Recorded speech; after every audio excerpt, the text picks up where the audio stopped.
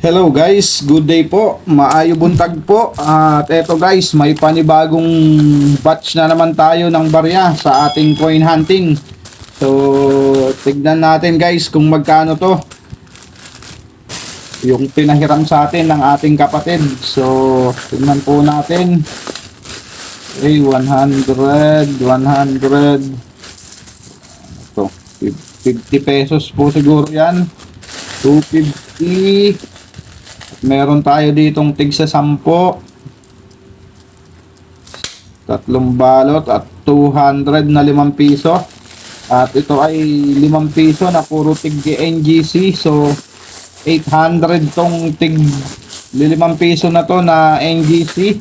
800, 200, 1,000, 3, 1,550. So meron tayo guys 1,550 na panibagong barya na naman dito sa ating coin hunting series.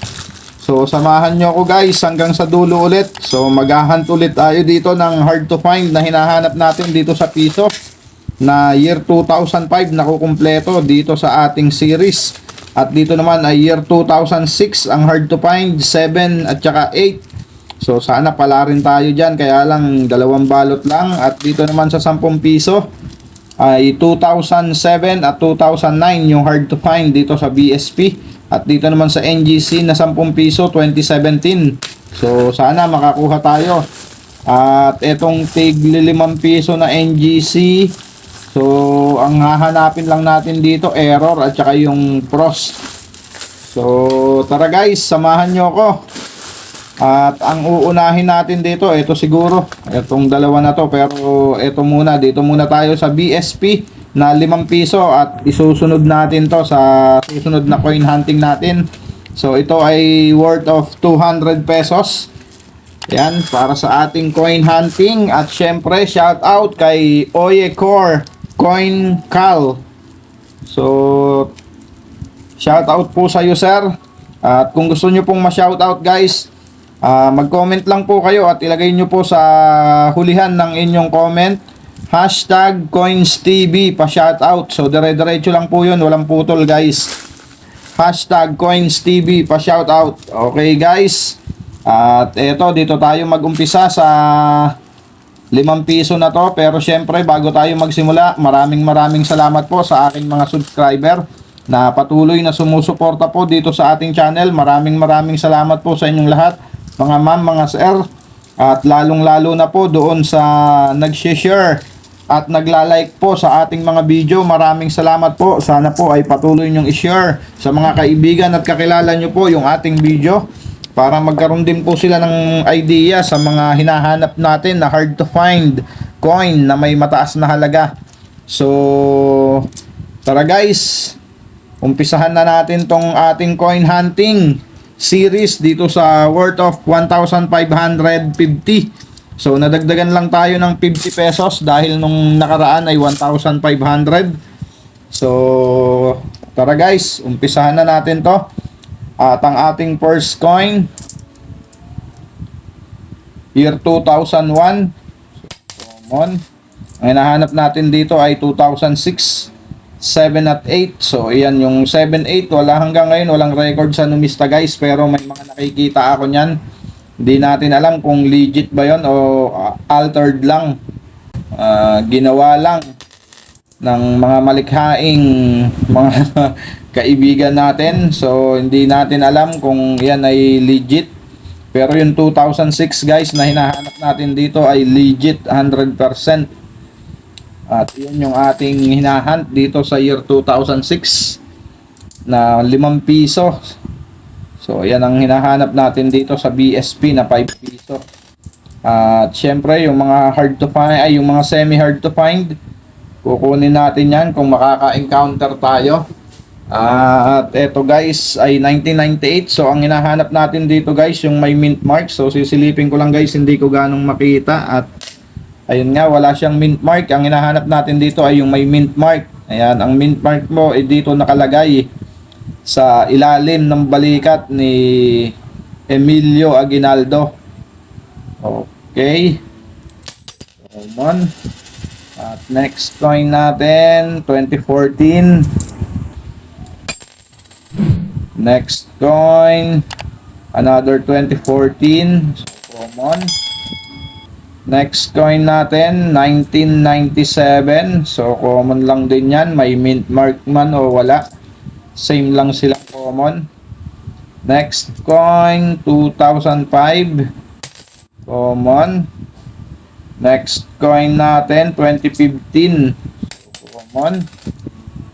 Sana pala rin tayo dito at maraming salamat din po sa mga coin hunter na katulad po natin at sa mga idol natin na coin collector. Maraming salamat po sa inyong lahat, mga ma'am, mga sir, sa suporta po dito sa ating channel, Coins TV. Okay, at proceed na nga tayo guys. 2014, so common. At 2004, common. Next coin, 2012. At madalang na yung mga ganitong 5 piso natin guys. Karamihan yung NGC na. Ito, napakarami. Kumpara dito sa ating 200 pesos lang na BSP. At unti-unti na sigurong nababawasan yung ating BSP na to. At di magtatagal, mawawala na rin yan sa sirkulasyon guys. Dahil nga napapalitan na nung ating 5 piso na NGC. So dito sa amin medyo dumadami na talaga yung 5 piso na NGC. Dumadagsa na. 1996 ang ating next coin. So ang hinahanap naman natin dito sa 1996 guys, yung walang mint mark. Baligtad po sila nung 1998. So ito po ay may mint mark. So ayan po yung mint mark, ayan kung nakikita nyo. Ang hinahanap natin dito sa year 1996, wala. So ito may mint mark, kaya ito ay common lang. Okay, dyan ka na. At ang ating last coin sa ating first batch, year 1997. So wala. Common. At ayun nga, bokya tayo dito sa unang batch.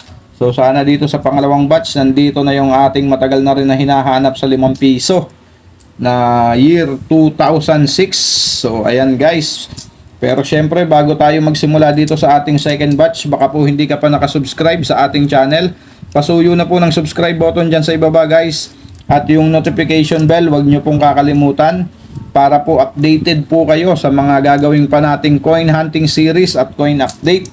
So marami pa to guys, sana samahan nyo ulit ako hanggang sa dulo.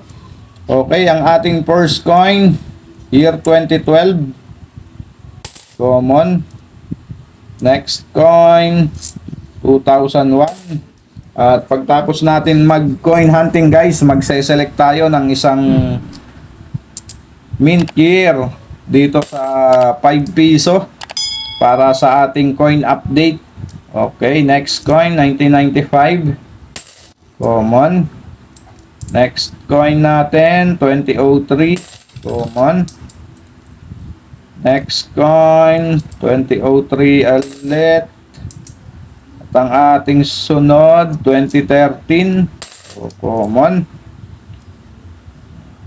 Next coin natin, 2014. Common. Next coin, 2002. Common. Next coin natin, year 2013. Common. Next coin, 2011. Ayan nga, paunti na ng paunti guys. At wala pa tayong nadadali kahit semi-hard to find. Year 2003. Common. Next coin, year 2012. Oh, ang ganda. Oh, may ano pa. May luster pa, kaya lang dito hindi na maganda sa bandang gilid niya. Oh. Sayang. Year 2012. Yan na rin natin dyan yan guys. At ang ating next coin, year 2001. Common. Next coin natin, 2015. So, common. Next coin, 2005. Mukhang bokeh tayo ngayon guys dito sa ating NGC na BSP na 5 piso. Common. Next coin, 2015, common. At ang ating last coin guys sa ating coin hunting. So ayan, year 2004. So common lang din guys. So ayan guys, bokeh tayo dito sa ating 5 piso na NGA na BSP.